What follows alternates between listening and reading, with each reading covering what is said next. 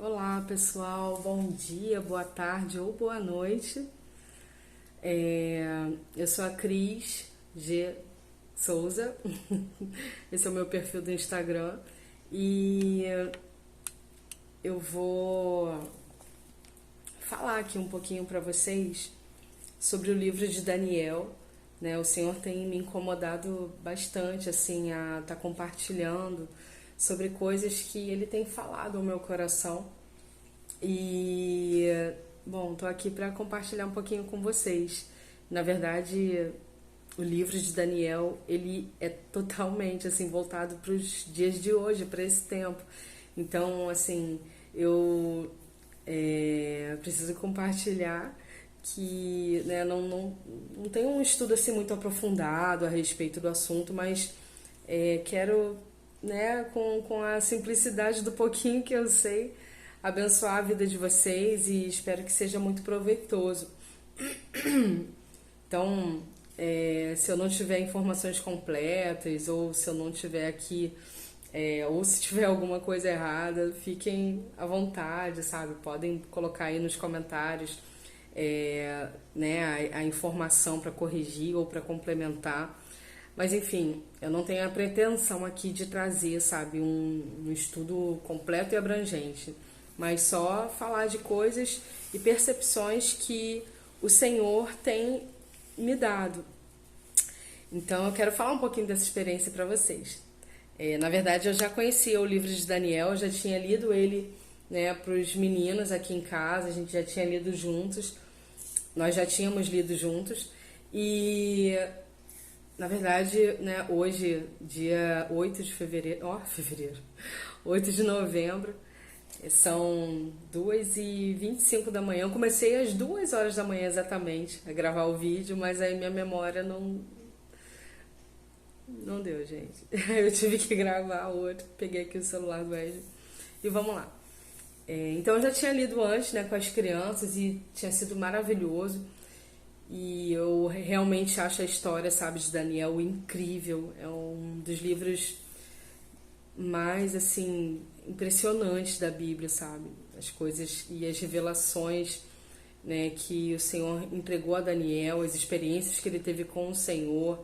Enfim, é realmente muito forte, muito inspirador, sabe?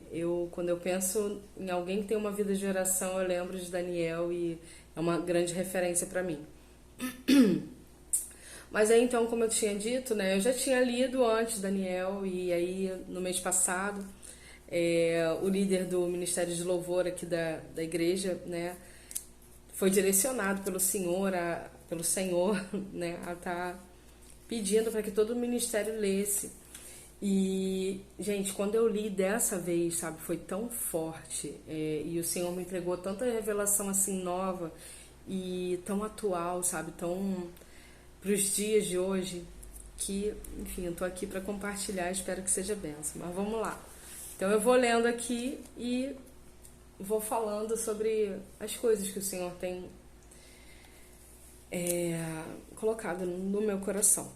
Então, Daniel 1, versículo 1, fala que no ano terceiro do reinado de Jeoaquim, rei de Judá, veio Nabucodonosor, rei da Babilônia, a Jerusalém e a sitiou. Ou seja, nesse único versículo fala de algo tão, né, é um resumo, né, de uma dominação geográfica, territorial, de um povo que é maior ou mais poderoso ou, enfim, com maior, né, exército, enfim, de alguma forma ele dominou um outro povo que era menor ou mais fraco ou, né, com condições bélicas, porque tinha condições bélicas, né, mais poderosas do que outro, enfim. A questão é que houve essa dominação. Então a cidade de Jerusalém ela foi sitiada pelo Império Babilônico. Então o povo de Israel se tornou um povo cativo. No versículo 2 ele fala: o Senhor entregou nas mãos a Jeoaquim, rei de Judá, e alguns dos utensílios da casa de Deus. A estes levou-os para a terra de Sinar, para a casa do seu Deus, com letra minúscula, e os pôs na casa do tesouro do seu Deus, com letra minúscula. Então, nesse versículo 2, a gente tem aqui, primeiro, que nada, absolutamente nada foge à permissão do Senhor, à vontade do Senhor. Então, mesmo quando a gente não compreende, mesmo quando acontecem coisas que a gente não gostaria que acontecesse, a gente precisa compreender e confiar que o Senhor está no controle. Então, principalmente hoje, isso para mim é um conforto, porque a gente sabe que, em especial aqui no Brasil, a gente está vivendo uma situação política muito difícil.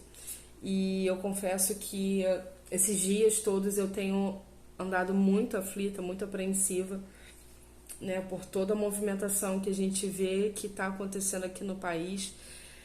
Mas a palavra do Senhor nos mostra que em todo tempo o Senhor não perde o controle. Ele sempre governa poderosamente. O reino dele é um reino que não entra em crise. O reino dele não perde o controle de nada, não enfraquece em momento nenhum. Então, isso é um conforto para a nossa vida. E aqui também na segunda parte do versículo 2, a gente tem o fato de que coisas, né, utensílios sagrados do templo do Senhor foram levados para esse outro reino para ser inserido no templo de outros, né, de um outro Deus, né, um Deus falso. Ou seja, aquilo que é sagrado sendo colocado ali como parte da adoração de outros deuses, né? Esse versículo não fala isso, na verdade, mais para frente, em outros capítulos de Daniel, é que a gente vê ali, né, que isso entristece o coração do Senhor, né? Na verdade, foram profanados, né, utensílios sagrados. E a gente vê aqui uma banalização, né, daquilo que é sagrado. E isso é algo que acontece muito nos dias de hoje, né? A gente vê um sincretismo, né? Coisas, né, que são importantes e sagradas para o Senhor sendo tratadas, sabe, de forma corriqueira, né? E passado, né, para as pessoas e tido ali como normal. Enfim. Então, mais para frente, em outros capítulos, a gente vai ver que o Senhor se importa, sim, com essas coisas, né? Que a gente não deve brincar com as coisas do Senhor. Então, no versículo 3, disse o rei a Aspenaz, chefe dos eunucos, que trouxesse alguns dos filhos de Israel, tanto da linhagem real como dos nobres, jovens, sem nenhum defeito, de boa aparência, instruídos em toda a sabedoria, doutos em ciência, versados no conhecimento e que fossem competentes para assistirem no palácio do rei e lhes ensinasse a cultura e a língua dos caldeus. Ou seja, nesses trechos aqui a gente vê que o rei ele dá uma ordem para que fossem selecionados meninos, né? Pela pesquisa que eu fiz, acredita-se que a idade de Daniel e seus amigos era ali aproximadamente entre 12 a 14 anos. Então, né, é feita uma seleção, o rei dá a ordem para que fossem selecionados meninos de linhagem real ou de família nobre para assistir ao rei, para servir ao rei dentro do palácio. Ou seja, aqui a gente tem uma dominação cultural e ideológica também, ou seja, pega esse povo que é cativo, pega as crianças deles, os meninos deles, vamos botar para nos servir e ali, né, aquele reino que era mais forte passa a dominar e a impor, né, impor dentro do coração, da mente dessas crianças a ideologia que eles queriam passar. Então, como isso é atual, como isso acontece nos dias de hoje, como a gente vê esse império maligno, esse império das trevas, tentando tocar, né, atingir a mente e o coração dos nossos filhos, como o inferno tenta contra a mente e o coração das nossas crianças. E naquela época eles passaram por isso também. E queriam impor, né, aí essa cultura e fazer com que eles aprendessem, né, a língua, né, a linguagem deles, para servirem ao rei no palácio. No versículo 5 em diante, tá aqui assim, que determinou-lhes o rei a ração diária das finas iguarias da mesa real e do vinho que ele bebia, e que assim fossem mantidos por 3 anos, ao cabo dos quais assistiriam diante do rei. Ou seja, tudo que o rei comesse, aqueles meninos deveriam comer também. Todas as finas iguarias, todos os manjares, todas as comidas reais seriam servidas diariamente para esses meninos. Versículo 6. Entre eles se achavam os filhos de Judá, Daniel, Ananias, Misael e Azarias. O chefe dos eunucos lhes pôs outros nomes, a saber, a Daniel, o de Beltesazar, a Ananias, o de Sadraque, a Misael, o de Mesaque, e a Azarias, o de Abednego. Gente, esse versículo aqui, há pouco tempo atrás, eu não entendia. Quer dizer, para mim passava sempre batido, assim, essa informação.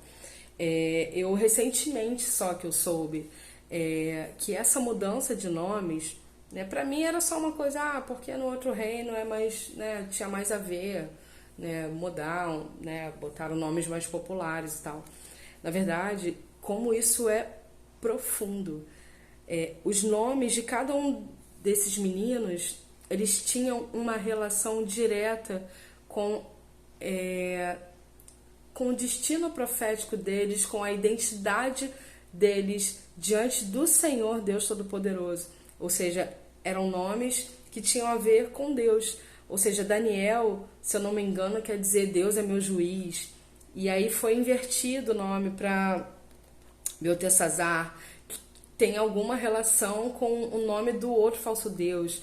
Eu vou em breve anotar aqui, porque eu tô sem essa anotação no momento. Eu tenho essa anotação, o que quer dizer exatamente o significado real de cada nome e o significado que foi dado. Mas todos eles, tanto de Daniel como dos seus amigos, tinham nomes que se referiam ao seu Deus, o Deus Todo-Poderoso, e a identidade deles em Deus. E como nesse outro reino, essa identidade, né, houve uma tentativa de ser deturpada. Ou seja, você pegar a identidade de alguém e você dizer, não, você não é isso, você é o que eu estou dizendo que você é, ou atribuindo esse nome, essa identidade ao falso Deus, ou, né, aquela dominação espiritual daquele lugar. Então, como isso é forte, foi isso que eles fizeram, né, com esses meninos, e como isso também acontece nos dias de hoje. A gente vive num mundo que as pessoas tentam, né, a dominação espiritual que a gente vive tenta dizer que nós não somos aquilo que o Senhor fala que nós somos, que na verdade nós somos aquilo que a gente produz, ou aquilo que a gente tem como resultado, ou quanto a gente tem na nossa conta. A gente vive num mundo que tenta sempre caracterizar, rotular a gente por aquilo que a gente produz financeiramente, ou, né, com o nome do pecado que você já teve, ou com o nome daquilo que você parece ser quando alguém olha para, né, o seu estereótipo. Ou seja, isso é uma mentira, sabe? Isso é uma mentira. Então, até hoje a gente vive isso, né? Enquanto a nossa real identidade, ela tá no Senhor. Só o seu Pai, só o Deus Todo-Poderoso, que é seu paizinho também, só Ele, sabe? Os planos que Ele tem para você, porque foi Ele que te fez. Foi Ele que traçou o seu destino, foi Ele que traçou, sabe? Ele escreveu, sabe, toda a sua vida. E só andando com Ele, só sendo cheio do Espírito Santo de Deus, que você vai poder cumprir esse plano perfeito de Deus para sua vida. Então, isso é muito forte, isso me chamou muita atenção, porque eu por muito tempo já fui enganada também, né, achando que eu era uma coisa, ou eu tinha vontade de ser algo que não tinha nada a ver com a minha real identidade em Deus. Então, entendam isso, a nossa real identidade só vem do Senhor, do Criador de todas as coisas, do Senhor de todas as coisas, que é o nosso Rei, o nosso Pai. E Jesus Cristo, ele veio para ligar a gente a Deus, né? O mundo estava aí perdido em pecado, né? O pecado afastava a gente do Pai, mas Jesus, pelo sangue dele derramado lá na cruz, ele ligou a gente novamente ao Pai. Então, quando a gente aceita que Jesus é o Filho do Deus vivo e a gente aceita ele como nosso único e suficiente Salvador, a gente tem a oportunidade de ser novamente feitos filhos de Deus. Gente, isso é lindo demais, isso é tremendo. Então eu, né, parei agora aqui para falar de Jesus porque ele realmente é, sabe, o motivo da gente estar aqui. Ele é realmente o Senhor de todas as coisas e toda a Bíblia fala dele, toda a referência bíblica, tudo na Bíblia converge nele e ele é o centro de todas as coisas. E esse Deus, ele não perde o controle, ele te fez para a honra e glória do nome dele, é ele que sabe a sua real identidade, é ele que pode dizer aquilo que você foi chamado para fazer, para existir, para ser. Mas independente daquilo, né, que você tenha como destino em Deus, você foi chamado para reluzir a glória dele, para manifestar a glória do próprio Deus na sua vida. Então não aceite se nenhuma situação, se outra pessoa ou uma condição, enfim, qualquer coisa esteja te colocando para parecer que você não é algo que Deus fez para sua vida. Então, só em Jesus nós somos aquilo que realmente fomos chamados, fomos feitos para ser. Então, esses meninos, eles viveram isso, né? É um reino, uma dominação que tentava ali descaracterizar a identidade real deles, deturpar a identidade real deles e fazer eles serem coisas totalmente diferentes daquilo que eles foram chamados para ser. O versículo 8 diz ali então que Daniel resolveu, cara, eu gosto muito desse versículo. Daniel resolveu firmemente não contaminar-se com as finas iguarias do rei, nem com o vinho que ele bebia, nem com o vinho que ele bebia. Então pediu ao chefe dos eunucos que lhe permitisse não contaminar-se. Gente, esse versículo eu acho que é o versículo mais lindo, assim, do capítulo 1. Cara, porque olha só, Daniel era uma criança, um menino, ele viu todo o país dele, né, ser sitiado, ser tomado, ser... Gente, uma guerra deve ser uma coisa realmente...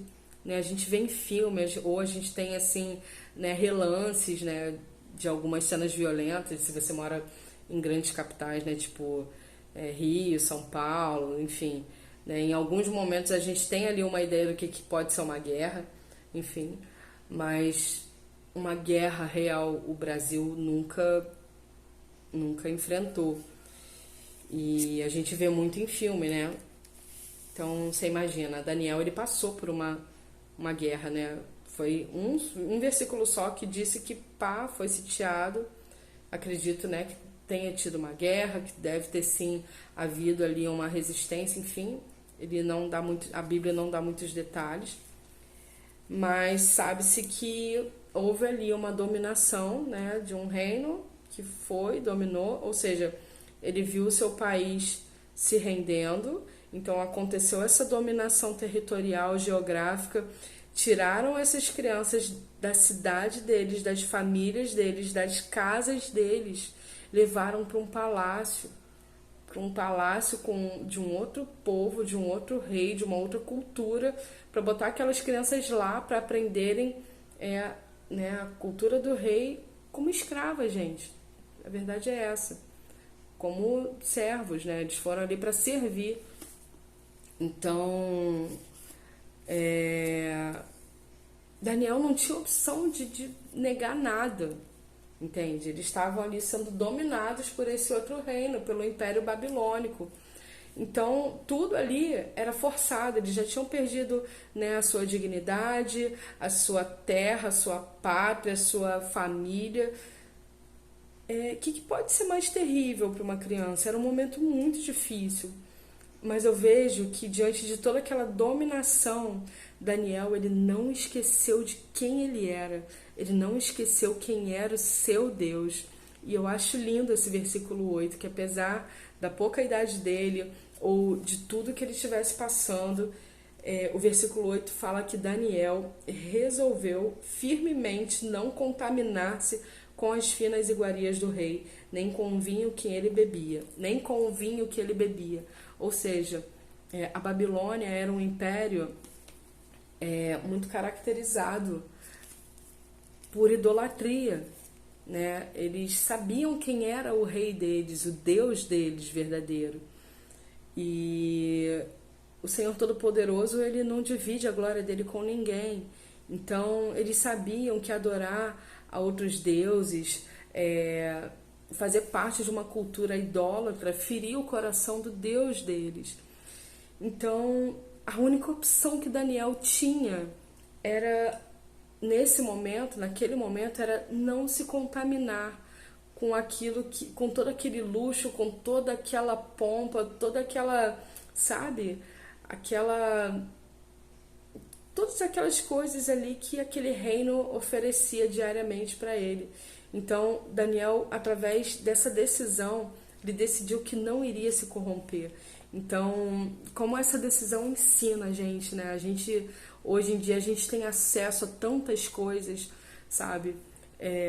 Desde o momento que a gente acorda, as opções que a gente tem na internet, né? A gente pega o nosso celular e a gente tem acesso ali a todo tipo de pecado, sabe?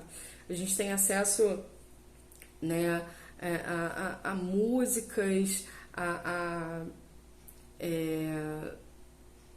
coisas que visualmente a gente pode também ter acesso e que podem fazer a gente pecar. Ou seja, é uma infinidade de coisas que todos os dias podem roubar o nosso coração do Senhor, sabe? Mas Daniel, ele decidiu firmemente não se contaminar. Então eu te pergunto, você tem decidido firmemente no seu coração não se contaminar com as coisas desse mundo, sabe? Porque a santificação, ela é algo que precisa fazer parte da vida de nós cristãos. E essa não é uma coisa que a gente vai conseguir por nós mesmos, sabe? Aqui quem está falando é uma das pessoas mais pecadoras que vocês já podem ter conhecido. E eu sei que se não fosse a presença do Espírito Santo me guiando, me ajudando, me conduzindo a cada dia, eu não acertaria jamais um único dia. Mas pela graça do Senhor, a gente tem, né? A graça, ela não é só favor imerecido, ela também é capacitação do céu. A gente tem a presença do Espírito Santo de Deus para ajudar a gente a vencer cada dia. Então eu acho linda essa decisão daquele menininho de Daniel, que ele decidiu firmemente não se contaminar com as finas iguarias do rei. A opção que ele tinha diante de toda aquela dominação era não permitir que aquele banquete real, que aquelas comidas todas ali, que faziam parte de um reino idólatra, de um reino maligno, corrompessem seu coração. E isso ele decidiu e ele foi até o fim. E eu acho lindo como Deus, ele honra. Porque ele poderia, né? Afinal de contas, já estava tudo ali sendo obrigatório para ele, sendo, né? Imposto, estava sendo, né, imposto para ele que fosse feito. Então ele poderia comer da comida, né, que estava sendo ali, porque na verdade ele estava sendo forçado aquilo, mas no coração dele ele decidiu que ele não iria se contaminar. Então ele foi, no versículo 9 fala, né, que, ora, Deus concedeu a Daniel misericórdia e compreensão da parte do chefe dos eunucos. Ou seja, o nosso Deus é um Deus que honra a nossa postura. O nosso Deus é um Deus que honra o nosso posicionamento. E isso é tão lindo, isso é tão tremendo, porque só o fato dele ter pedido isso para alguém poderia ter feito com que ele morresse. Afinal de contas, ele era ali, né, um escravo, um servo, enfim. Mas não, o Senhor concedeu misericórdia a Daniel perante o chefe dos eunucos e ele ouviu o que Daniel foi pedir. E disse o chefe dos eunucos a Daniel: eu tenho medo que o meu senhor, que o rei que determinou a vossa comida e a vossa bebida, porque, pois, veria ele o vosso rosto mais abatido do que o dos outros jovens da vossa idade, assim poríeis em perigo a minha cabeça para com o rei. Ou seja, ele estava certo, né? Poxa, ele falou: pô, cara, olha só, você vai comer outras coisas, e aí daqui a pouco você vai ficar, né, humanamente falando, ele estava certo. Daqui a pouco você vai ficar mais fraco, mais abatido, cheio de fome aí, e pô, sabe, vai ficar mais fraco que os outros garotos, pô, eu vou perder minha cabeça, né, o rei vai me matar. E aí, então disse Daniel, cozinheiro-chefe, a quem o chefe dos eunucos havia encarregado de cuidar de Daniel, Ananias, Misael e Azarias: experimenta, peço-te, os teus servos 10 dias, e que se nos deem legumes a comer e água a beber. Então se veja diante de ti a nossa aparência dos jovens que comem das finas iguarias do rei. Ou seja, Daniel estava ali, Daniel, além dos seus amigos, tinha ali a companhia de outros meninos, outras pessoas, que também foram chamados para servir, para assistir ao Palácio Real. E aí ele propôs esse teste ali, né, às penais. Então, veja diante de ti a nossa aparência dos jovens que comem das finas iguarias do rei, e, segundo vires, age com os teus servos. Ele atendeu e os experimentou 10 dias. Então, o chefe dos eunucos topou ali fazer um teste por 10 dias. No fim dos 10 dias, a sua aparência era melhor. Estavam eles mais robustos do que todos os jovens que comiam das finas iguarias do rei. Com isto, o cozinheiro-chefe tirou deles as finas iguarias e o vinho que deviam beber, e lhes dava legumes. Ora, gente, isso eu acho tremendo. Ou seja, fisicamente a aparência deles era melhor do que a dos demais, do que as dos demais. Ou seja, o Senhor honra, né, como eu estava falando, né, o posicionamento, a obediência, né, eu falo aqui para os meninos que a obediência ela coloca a gente num lugar de proteção e de poder. E isso é realmente incrível. Esses meninos, eles viram, né, na aparência deles, o quanto essa decisão foi benéfica para eles. No versículo 17 já fala assim: ora, a estes 4 jovens Deus deu o conhecimento e a inteligência em toda cultura e sabedoria, mas a Daniel deu inteligência de todas as visões e sonhos. Vencido o tempo determinado pelo rei para que os trouxesse, o chefe dos eunucos os trouxe à presença de Nabucodonosor. Então o rei falou com eles, e entre todos não foram achados outros como Daniel, Ananias, Misael e Azarias. Por isso passaram a assistir diante do rei. Em toda a matéria de sabedoria e de inteligência sobre o que o rei lhe fez perguntas, os achou 10 vezes mais doutos do que todos os magos e encantadores que havia em todo o seu reino. Daniel continuou até o 1º ano do rei Ciro. Ou seja, gente, Deus honrou de tal maneira a decisão de Daniel e dos seus amigos, ele honrou de tal forma o posicionamento desses meninos, de não se corromperem, de não serem contaminados nos seus corações, sabe, por aquele grande império, aqueles grandes banquetes reais, aquele palácio, aquela pompa, aquela coisa toda que no final das contas era tudo do maligno. Eles sabiam quem eles eram em Deus, eles sabiam quem era o Deus que eles serviam.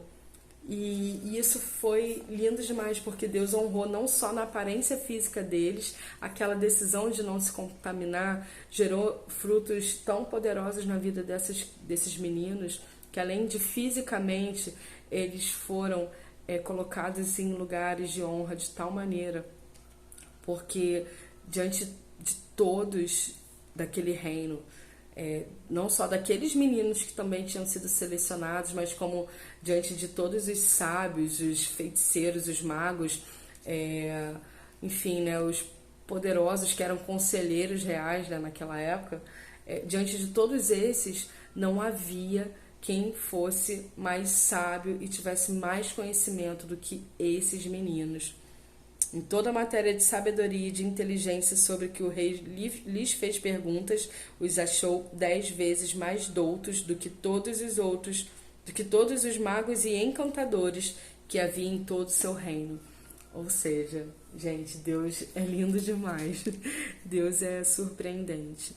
Ele honra os seus filhos, ele honra e ele coloca em posições que a gente jamais iria ser capaz de imaginar, mas ele permite isso, ele faz isso para que a glória dele seja manifestada.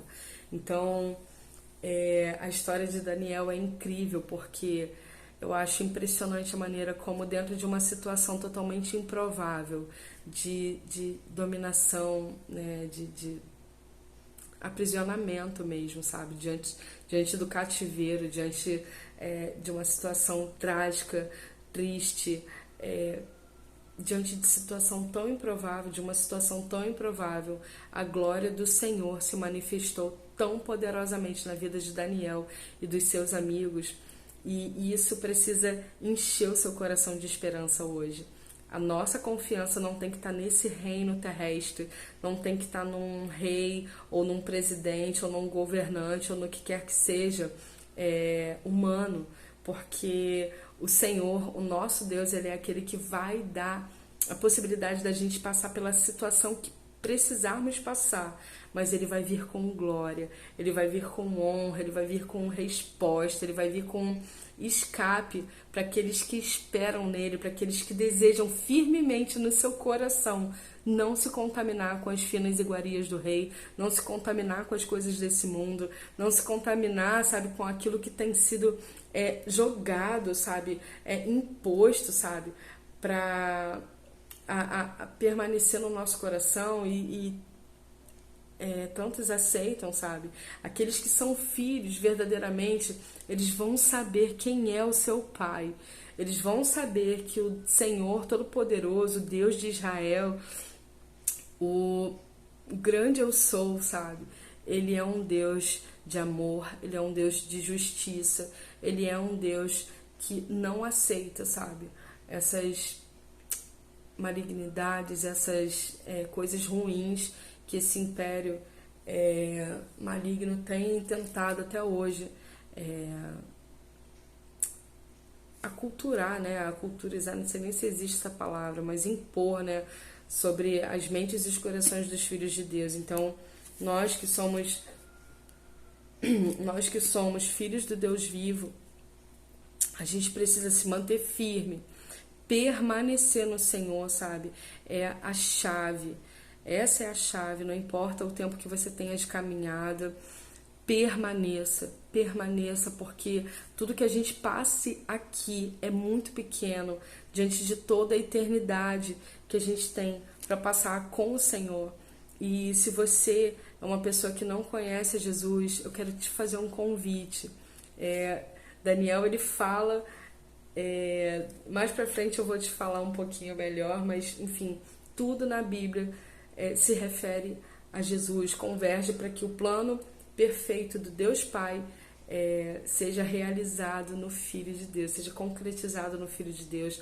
E o Filho de Deus, ele veio para trazer salvação. Salvação não só para o nosso espírito, mas ele é cura, ele é provisão, ele é libertação, ele é tudo o que nós precisamos. Nós fomos feitos para sermos cheios da glória do Senhor, dessa glória que é manifesta através do Filho do Deus vivo, de Jesus Cristo. Então, Jesus, ele é aquele que preenche tudo em todos. A Bíblia fala isso, que Jesus é aquele que preenche. Só Jesus pode preencher a gente.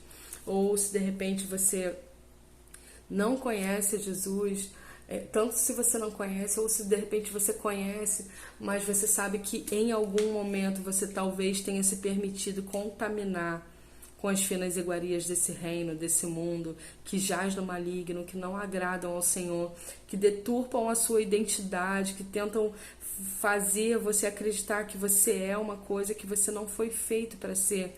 Você foi feito para ser filho de Deus. Você foi feito para reluzir a glória do Senhor Jesus na sua vida. Então, se você está numa realidade que talvez você já até tenha conhecido Jesus ou já tenha andado com Ele, já frequentou alguma igreja, né, assim como eu, né, já se desviou, já andou por caminhos tortuosos, que hoje você dê voz ao Espírito Santo de Deus, porque a gente não sabe quanto tempo a gente tem aqui, né, a gente pode estar aqui, a nossa vida é um sopro, a gente pode amanhã não estar mais, mas a gente também entende que tudo, absolutamente tudo relacionado à palavra de Deus vai se cumprir.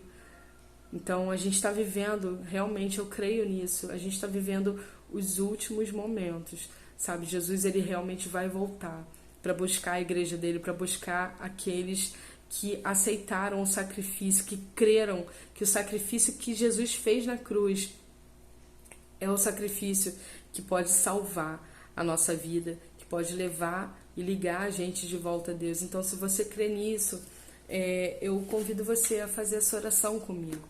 Então, você pode, onde você estiver, seja de olhos fechados, de olhos abertos, se você quiser ajoelhar, você ajoelha, se não quiser, o que importa é que essa oração seja feita com todo o seu coração. Amém? Senhor Jesus, nós entregamos as nossas vidas nas Tuas mãos. Nós reconhecemos que Tu és o Senhor de todas as coisas.